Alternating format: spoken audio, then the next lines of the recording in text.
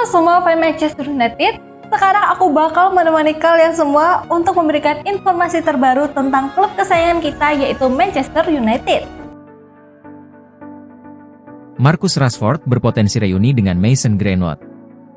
Marcus Rashford dikabarkan berpotensi reuni dengan mantan rekan setimnya di Manchester United, Mason Greenwood, usai Marseille dikabarkan tertarik padanya. Marcus Rashford tampaknya tidak lagi menjadi pemain yang diandalkan di Old Trafford di bawah asuhan pelatih asal Portugal, Ruben Amorim.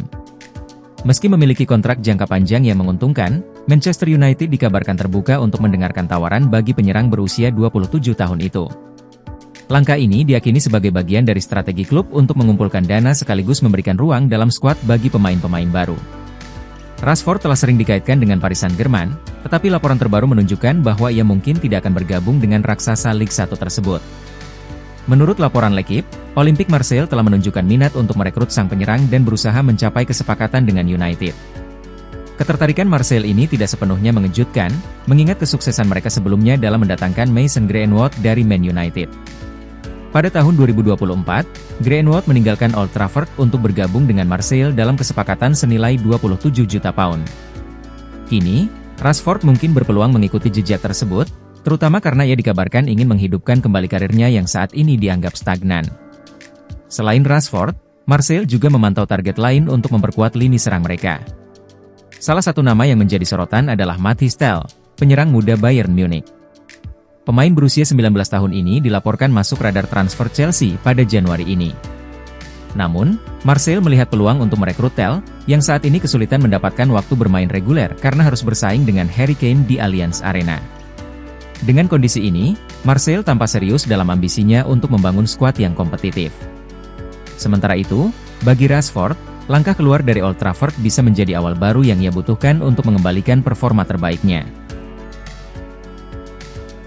Napoli segera gelar pertemuan dengan MU, bahas transfer Alejandro Garnacho.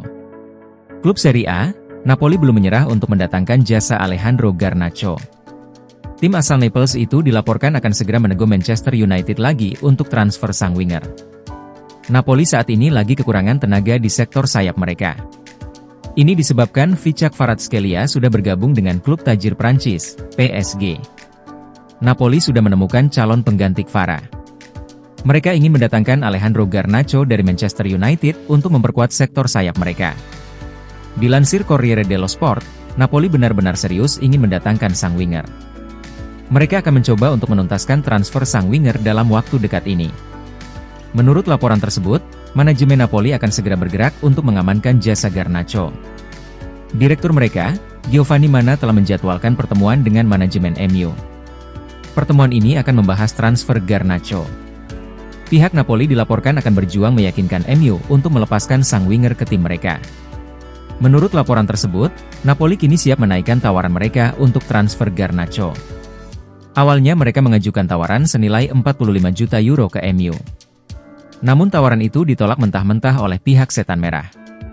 Akhirnya Napoli dikabarkan bersedia menaikkan tawaran mereka menjadi 60 juta euro. Mereka berharap MU mau melepaskan sang winger sebelum bursa transfer ditutup. Tawaran baru Napoli ini kemungkinan besar akan ditolak oleh MU. Karena nilai ini masih di bawah keinginan Setan Merah.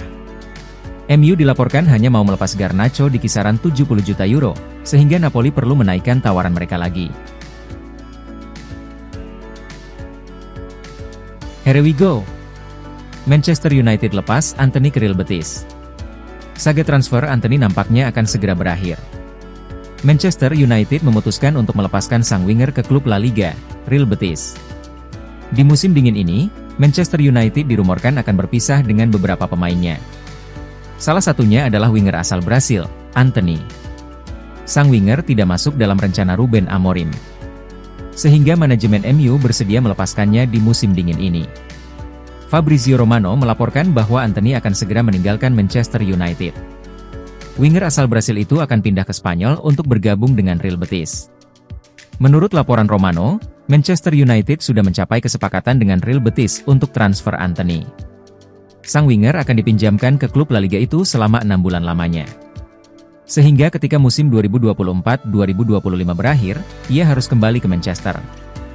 Dalam kesepakatan itu, tidak ada klausul pembelian permanen. sehingga Antony hanya akan bermain di sana selama 6 bulan saja. Menurut laporan yang sama, Antony akan segera menuntaskan transfernya ke Spanyol. Ia sudah mendapatkan izin dari manajemen MU untuk pergi ke Spanyol. Jadi ia akan segera melakukan tes medis di Real Betis. Jika tidak ada halangan, dalam beberapa hari ke depan MU dan Betis akan mengumumkan transfer winger asal Brasil itu. Romano menyebut bahwa Manchester United akan bergerak di bursa transfer ini. Ruben Amorim meminta manajemen MU untuk mencarikannya pemain pengganti Antony dalam waktu dekat ini.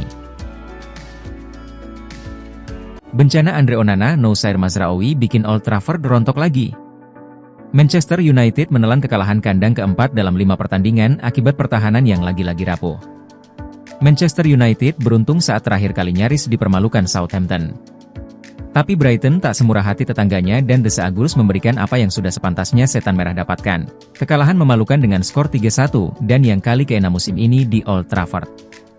The Red Devils kebobolan duluan 5 laga kandang beruntun ketika Kaoru Mitoma memaksimalkan jebakan offside setengah hati dari lini belakang Ruben Amorim. Ia menjemput bola lambung Carlos Baleba sebelum mengopernya untuk diselesaikan Yankuba Minteh pada menit ke-5. Anak-anak asuh Amorim berjuang setelahnya, dan akhirnya mendapat peluang emas ketika Baleba menjatuhkan Joshua Zirkzee dengan memegangi lehernya di kotak penalti.